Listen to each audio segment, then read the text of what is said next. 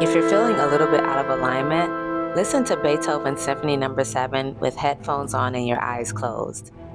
Did you know that listening to Beethoven Symphony Number 7 is supposedly healing to the mind and to the body? I was a little bit skeptical until I actually tried it. But it's supposedly going to bring the brain and the body into a healthy aligned rhythm, like cause coherence between the brain and the body. So the song is in a frequency that moves energy throughout the body. So the key is to listen to it with your eyes closed and with headphones on.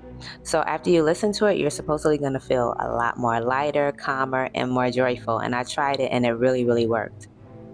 Check out some of these other benefits of listening to Beethoven Symphony Number 7. Give it a try and let me know how you feel about it in the comments.